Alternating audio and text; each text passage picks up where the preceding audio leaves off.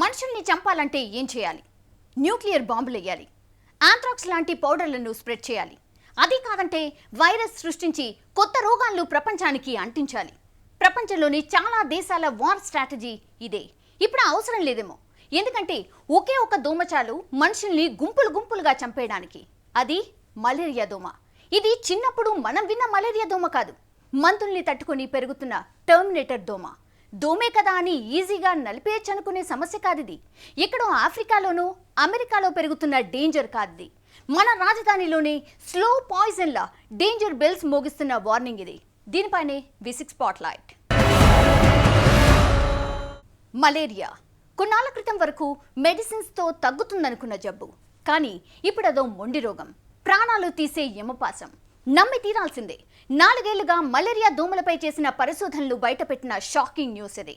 ఇంతకీ మలేరియా దోమ ఏం చేస్తుంది? మనుషుల ప్రాణాలు తీసే రేంజ్కు ఎలా ఎదిగింది?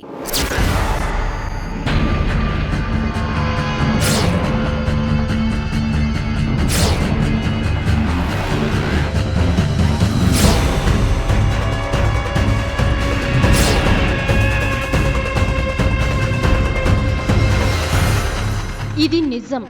మలేరియా దోమ రెచ్చిపోతోంది. దానిపై ప్రయోగించే మందులన్నింటినీ జీర్ణించుకుంటోంది. కొత్త శక్తితో కదం తొక్కుతోంది.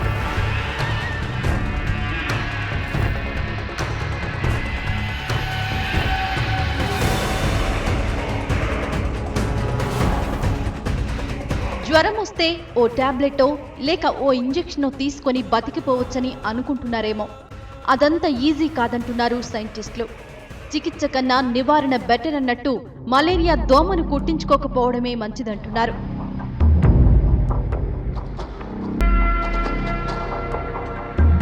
Because of the changes in the environment, what is happening? They are undergoing mutations, and the mutant forms, they are more strong.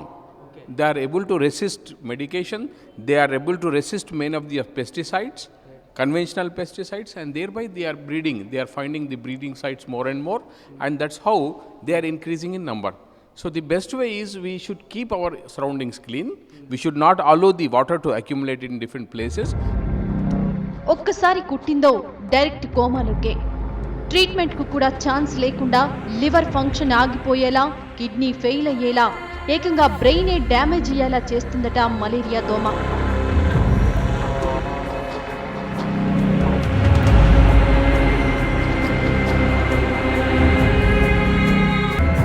టెర్మినేటర్లు, nuclear బాంబులు, ఆంథ్రాక్స్ వైరస్లు, బయోకెమికల్స్ లాంటి అడ్వాన్స్డ్ వెపన్స్ ఏమీ అక్కర్లేదు. జస్ట్ మలేరియా దోమ కుడితే చాలట. ప్రాణాలు పోవడానికి దాని బైట్ ఒక్కటి చాలంటున్నారు డాక్టర్లు. మలేరియా ఫస్ట్ మనకు ఫీమేల్ మస్కిటో బైట్ నుంచి ప్రివెంట్ చేయగలిగితే త్రూఅవుట్ మలేరియా స్ప్రెడ్ చేయడానికి మనకు తగ్గిపోతుంది. తర్వాత ఒక్కసారి మలేరియా ఎర్లీ డిటెక్షన్ అయితే 100% క్యూరబుల్. కొన్ని ఫాల్సిఫైర్ మలేరియా అనే ఒక టైప్ ఉంది. ఈ ఫాల్సిఫైర్ మలేరియాలతోటి మల్టీ ఆర్గాన్ ఫెయిల్యూర్ అయ్యి బ్రెయిన్ ప్రాబ్లం వచ్చి, ఫిట్స్ వచ్చి, బ్లీడింగ్ కాంప్లికేషన్ వచ్చి మనిషి చచ్చిపోయే అవకాశం ఉంటుంది. ప్రపంచ వ్యాప్తంగా ఈ 3 ఏళ్లలో దాదాపు 20 లక్షల మంది చనిపోయారు. 5 ఏళ్లలోపు పిల్లల్లో నిమిషానికో మరణం మలేరియా వల్లే జరుగుతుందంటున్నాయి సర్వేలు.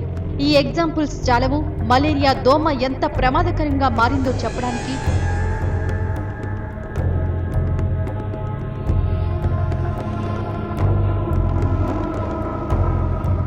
దశాబ్దాల క్రితం మలేరియా దేశ ఆర్థిక వ్యవస్థల్ని ప్రభావితం చేసింది.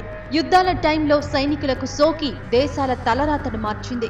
ఫ్రాన్స్ మోనార్క్ నెపోలియన్ బోనాపార్టే లాంటి యోధులు మలేరియా కారణంగా వెనుకడుగు వేయాల్సి వచ్చింది. ఒకప్పుడు చరిత్రనే మార్చేసిన చరిత్ర మలేరియా దోమది. ఇప్పుడు అది మళ్లీ రిపీట్ అయ్యేలా కనిపిస్తోంది.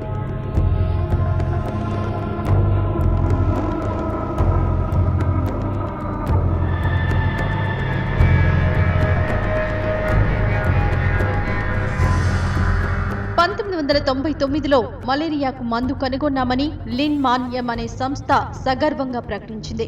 అంతకుముందు దశాబ్దాల పాటు సర్ రోనాల్డ్ రాస్ మలేరియాకు మందు కనుగొనేందుకు విశ్వ ప్రయత్నాలు చేశాడు.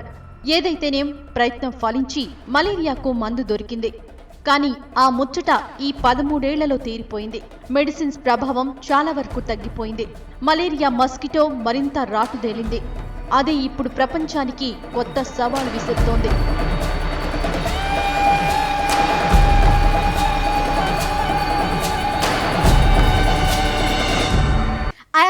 అంటోంది మలేరియా దోమ. ప్లాస్మోడియా జాతి నుంచి పుట్టి శతాబ్దాల పాటు మనుషులకు ప్రొఫెషనల్ కిల్లర్లా ఎదిగింది దోమ. దీనిపై గెలిచామన్న ఆనందం మనిషికి ఎక్కువ కాలం మిగల్లేదు. మోడర్న్ మెడిసిన్ దీన్ని ఎదుర్కోవడంలో ఫెయిల్ అవుతోంది. ఇంతకీ మలేరియా దోమ ఎలా సర్వైవ్ అయింది?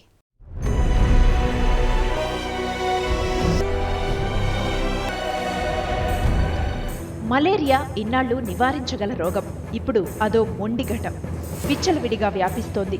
ఎలాంటి పరిస్థితుల్లో అయినా సర్వైవ్ అవుతోంది. ప్రపంచానికి కొత్త సవాల్ విసురుతోంది.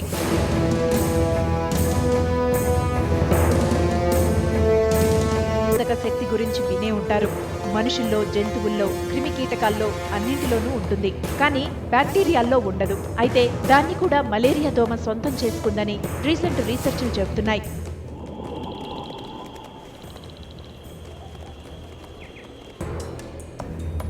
మలేరియా దోమ హిస్టరీ గురించి అందరికీ తెలిసే ఉంటుంది. ప్లాస్మోడియం జాతి నుంచి పుట్టిందే మలేరియా దోమ.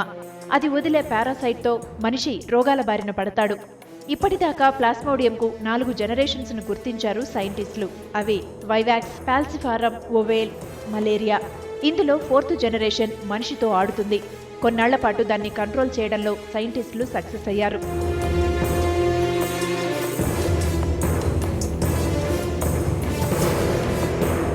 కానీ ఇప్పుడొచ్చింది 5th generation malaria. 4th generation malaria అన్ని హంగులు అద్దుకొని మళ్లీ పుట్టిందన్నమాట. అంటే ఏం లేదు, పాతదోమే కొత్త క్యారెక్టర్లోకి వచ్చిందన్నమాట. మురికి గుంటలు, నాలాలు, దిగుడు బావులు, చెత్త చెదారం లాంటి వాటిలో లార్వా రూపంలో పెరిగి స్ప్రెడ్ అయ్యేది మలేరియా. అదే దోమ రూపంలోకి మారిపోయి మనుషులపై ప్రతాపం చూపించేది.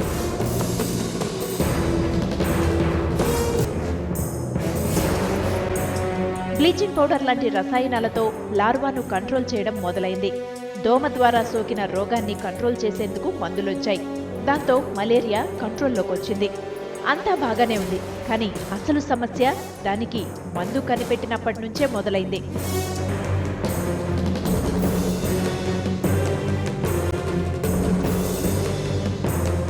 మారిన వాతావరణ పరిస్థితులు మలేరియా దోమని స్ట్రెంథెన్ చేశాయి. మురికి కుంటలు, దిగుడు బావుల్లో మాత్రమే పెరిగే వైవాక్స్, పాల్సిఫారం ఇప్పుడు కొత్త పుత్తలు తొక్కుతున్నాయట. మురికి గుట్టలతో వాటికి పనిలేదు. పారే నీళ్లలో అయినా సరే ఇవి పెరుగుతాయని గుర్తించారు సైంటిస్టులు.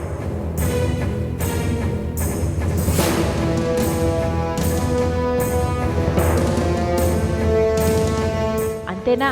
ఎలాంటి వాతావరణ పరిస్థితుల్లోనైనా తట్టుకుని నిలబడగలిగే సత్తా వాటి సొంతమైందట. వాటర్, ఎయిర్ పొల్యూషన్ను అవి క్యాష్ చేసుకుంటున్నాయన్న మరో ఇంట్రెస్టింగ్ విషయాన్ని గుర్తించారు సైంటిస్టులు.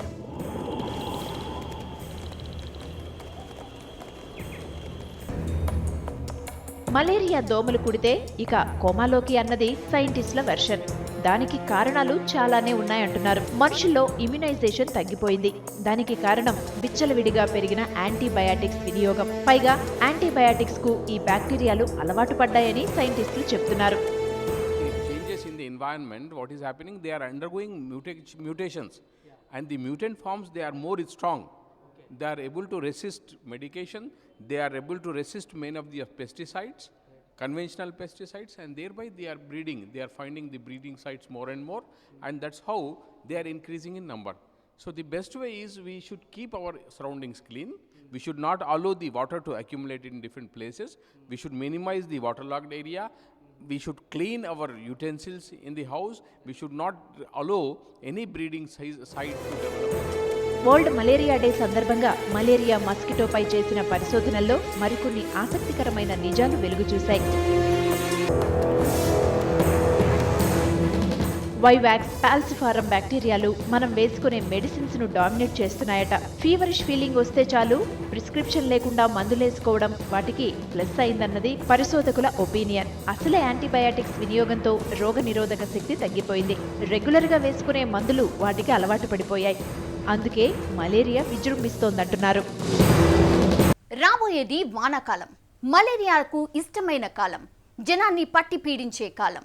ఇలాంటి టైంలో సైంటిస్టుల రీసెర్చ్ వివరాలు ప్రపంచాన్ని వణికిస్తున్నాయి.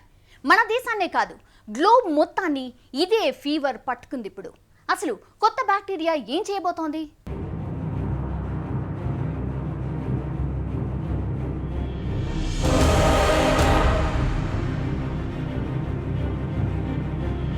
దోమలు పెరగాలంటే పొడి తడి వాతావరణం ఉండాలంటారు. బురద గుంటలు, మురికి వాతావరణం బాగా అట్రాక్ట్ చేస్తుంది. దోమలు పెట్టే గుడ్లు లార్వా రూపంలోకి మారి అవే దోమలుగా పుడతాయి. కొన్నేళ్ల క్రితం ఇళ్ల ముందు కళ్ళాపి చల్లి ముగ్గులేసేవాళ్లు గుర్తుందా? సగం బ్యాక్టీరియా ఆ ఎఫెక్ట్తో చచ్చి ఊరుకునేది. కానీ ఇప్పుడు ఆ కళ్ళాపిలెక్కడా? పసుపు నీళ్లతో ఇళ్లను శుద్ధి చేసేదెక్కడా? అందుకే బ్యాక్టీరియా స్ప్రెడ్డింగ్ మరింత పెరిగింది. దాని విజృంభణ ఊహకందడం లేదు.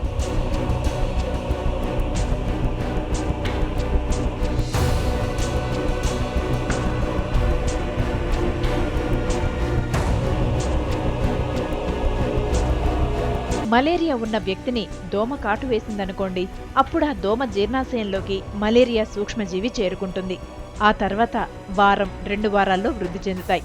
ఆ దోమ మరో సాధారణ వ్యక్తిని కరిస్తే అతనికి మలేరియా సోకుతుంది. రక్త మార్పిడి ద్వారా కూడా మలేరియా సోకుతుంది.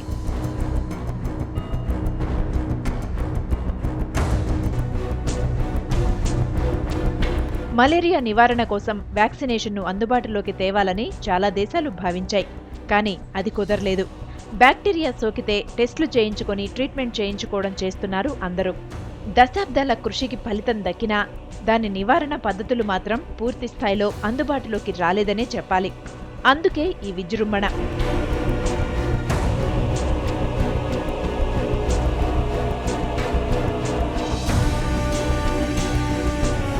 పారే నీళ్లలోనూ మలేరియా బ్యాక్టీరియా వ్యాపిస్తుందని తెలిసాక ప్రపంచం షాక్ అయింది. నదులు, సముద్రాల ద్వారా కూడా మలేరియా బ్యాక్టీరియా స్ప్రెడ్ అవ్వొచ్చని రీసెంట్గా ల్యాన్సెట్ రీసెర్చ్లో తేలింది. సౌత్ ఈస్ట్ ఏషియా నుంచి యూరోపియన్ కంట్రీస్కు ఇలాగే వ్యాపించిందంటున్నారు సైంటిస్టులు. మన ఇంట్లో సాధ్యమైన మస్కిటో రిపల్లెంట్ కానీ లేకుంటే లోకల్ చుట్టుపక్కల వాటర్ స్టోరేజ్ ఉంటే కానీ అది చూడకుండా చూసుకోవాలా. తర్వాత మస్కిటో నెట్స్ యూజ్ చేసుకోవచ్చు. తర్వాత కొంతమంది మస్కిటో బాడీలో క్రీమ్ పెట్టుకుంటారు ప్రివెంట్ చేయడానికి, అది కూడా పెట్టుకోవచ్చు. అన్ని దోమలు మలేరియాకు కారణం కావు. అనాఫిలిస్ అనే ఓ రకం దోమ వల్ల మలేరియా వ్యాపిస్తుంది. నిజానికి ఆడ అనాఫిలిస్ దోమలు గుడ్లు పెట్టేందుకు అవసరమైన ప్రోటీన్ల కోసం మాత్రమే కుట్టి మనిషి రక్తాన్ని పీలుస్తాయట. కానీ అదే మనిషికి ప్రాణాంతకమవుతుందన్న సంగతి వాటికి తెలిస్తే కదా కుట్టడం మానేయడానికి.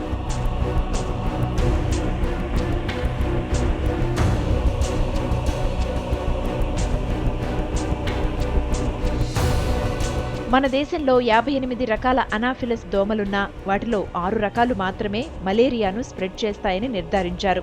ఆడ అనాఫిలిస్ దోమలు శుభ్రమైన తాజాగా ఉన్న నీటిలో గుడ్లు పెడతాయి. ఈ గుడ్ల నుండి లార్వాలు పుడతాయి. ఓ వారం తర్వాత లార్వాల నుండి దోమలు పుడతాయి.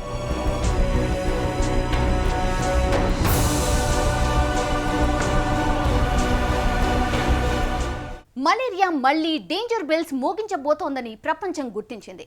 నివారణ చర్యలపై అందరినీ అలర్ట్ చేస్తోంది వరల్డ్ హెల్త్ ఆర్గనైజేషన్. మరి ఈ బ్యాక్టీరియా కంట్రోల్ అవుతుందా అంటే లేదని చెప్పాలి. పాలకుల నిర్లక్ష్యం, జనంలోని అవగాహన లోపం మలేరియా విస్తరించడానికి కారణమవుతోంది.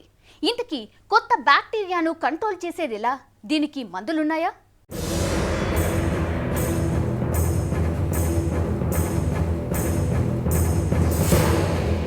చరిత్రలో మనిషి ఎదుర్కొని సమస్య లేదు, అధిగమించని సవాల్ లేదు. కాకపోతే ప్రతిసారి వేల లక్షల మంది ప్రాణాలు కోల్పోవడం, దేశ ఆర్థిక వ్యవస్థలు కుదేలవడం చాలాసార్లు జరిగింది. ఇప్పుడు మరోసారి అలాంటి పరిస్థితే రాబోతోందని హెచ్చరిస్తున్నారు సైంటిస్టులు.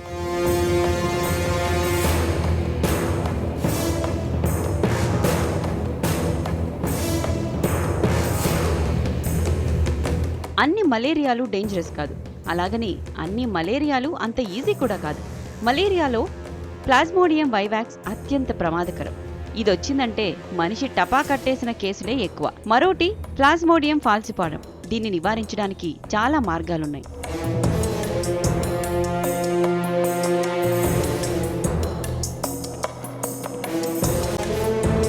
ఒక్క మన జంట నగరాల్లోనే ఈ 3 ఏళ్లలో ఈ 2 రోగాల బారిన పడ్డ పేషెంట్స్ సంఖ్య దాదాపు 1500. ఇందులో సగం మంది చనిపోయారు. ప్లాస్మోడియం వైవాక్స్ బ్యాక్టీరియాతో మరణాలు ఎక్కువవుతున్నాయని నిర్ధారించారు డాక్టర్లు. ఇది మన హైదరాబాద్లో పరిస్థితి. మరి దేశంలో, ప్రపంచంలో ఎన్ని కేసులు నమోదవుతున్నాయో ఊహిస్తే మలేరియా ప్రభావం ఏ రేంజ్లో ఉందో అర్థమవుతుంది.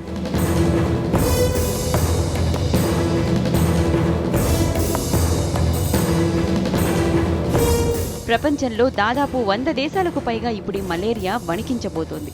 ఆసియా, ఆఫ్రికా కంట్రీస్లో దీని ప్రభావం మరింత ఎక్కువని తేల్చారు నిపుణులు. కారణం అవగాహన లోపం, పాలకుల నిర్లక్ష్యం, వైద్య సదుపాయాల కొరత అన్నీ కౌంట్ చేసి ఒక కన్క్లూజన్కి వచ్చాక చెప్పిన వాస్తవం ఇది.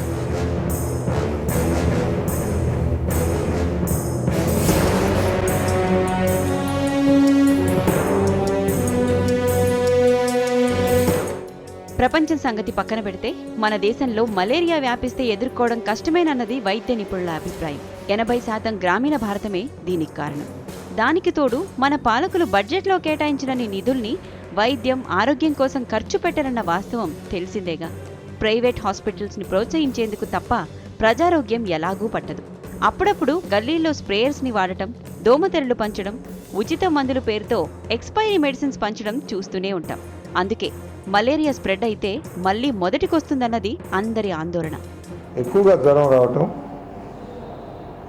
చలి వణుకు, ఒళ్ళంతా దద్దుర్లు రావటం, కనుగుడ్లు నొప్పిగా ఉండటం దీని యొక్క వ్యాధి లక్షణాలు. బాగా సీరియస్గా ఎవరికైనా ఉన్నప్పుడు వాళ్ళకి ప్లేట్లెట్ కౌంట్ చేసి ఆ ప్లేట్లెట్ కౌంట్ ద్వారా ట్రీట్మెంట్, చికిత్స అనేది చేయటం జరుగుతుంది. ఇప్పటికే దేశం చాలా సమస్యలు ఎదుర్కొంటుంది.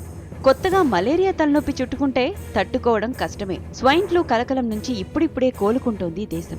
డెంగ్యూ, టైఫాయిడ్, పైలేరియా, డిప్తీరియా లాంటి రోగాలు ఉండనే ఉన్నాయి. వీటికి తోడు డేంజరస్గా మారిన మలేరియా విజృంభిస్తే కష్టమేనన్నది నిపుణుల అభిప్రాయం. అనేది వీళ్ళకు అధికారులకు తెలియంగానే ఒక 2-3 రోజులు నామకే వస్తే క్యాంపు పెట్టినారు. వెనుకబడ్డ తరగతి చెందిన వాళ్ళు కాబట్టి ప్రైవేట్లో చూసుకునేందుకు చాలా ఇబ్బంది అవుతుంది. ఒక 10-15 మందిని దాదాపుగా సివిల్ హాస్పిటల్లో మా ఊరిలో ఒక 50-60 మంది ఉన్నారు. అక్కడ కూడా తగ్గింపు అవుతలేదు. దోమలు కనీసం కిలోమీటర్ దూరం ప్రయాణిస్తాయి. ఎవరికి వాళ్ళు దోమకాటు నుంచి రక్షించుకుందాం అనుకుంటే సరిపోదు. దోమల నివారణకు అందరూ కలిసికట్టుగా కృషి చేయాలి. ఎక్కడైనా 10 రోజులు నీళ్లు నిల్వ ఉంటే దోమలు పుట్టే ఛాన్స్ ఉంటుంది. వెదురు బొంగులు, టైర్లు, పగిలిన బాటిళ్లు, ప్లాస్టిక్ సంచులు, పారేసిన పాత్రలు, బావులు, చిన్న చిన్న చనమల్లాంటివి దోమ కుటీరాలవడం చూస్తూనే ఉంటాం. వాటిని క్లీన్ చేసి దోమలు పెరగకుండా చూడాలి. కుళాయిల వద్ద నిలిచే నీళ్లలో, మడుగుల్లో కిరోసిన్, వేస్ట్ ఆయిల్ చల్లితే లార్వాలు పెరగవు. ఇంటా బయట డీడీటీ స్ప్రే చేయాలి. ఇక ఇంట్లోకి దోమలు రాకుండా జాగ్రత్తలు తీసుకోవాలి. రోజుకో దోమను నలిపేస్తే చాలు, రోగాలకు ఛాన్సే ఉండదనే పాలకులున్న మన దేశంలో ప్రజారోగ్యంపై వాళ్లకుండే ప్రేమ గురించి పెద్దగా చెప్పాల్సిన అవసరం లేదేమో. అందుకే జనమే చైతన్యం కావాలి. దోమకాటు నుంచి జాగ్రత్త పడాలి. మనిషి స్వార్థమే మలేరియాకు బలం. యాంటీబయాటిక్స్ ను విపరీతంగా వాడడం, వాతావరణంపై మనిషి చేసిన వికృత ప్రయోగాలు అన్నీ కలిపి ఇప్పుడు మలేరియాను పెద్ద కిల్లర్ ఏజెంట్గా మార్చాయి. మనిషి బతికే ఇమ్యూనిటీ మీద ఆధారపడి ఉంది. అదే లేకపోతే రోగాల నుంచి బయటపడడం అసాధ్యం. డాక్టర్లు, ప్రభుత్వం మలేరియాపై జనంలో చైతన్యం కల్పించడమే దీనికి ప్రస్తుత పరిష్కారం. Be careful. ఇది V6 స్పాట్లైట్.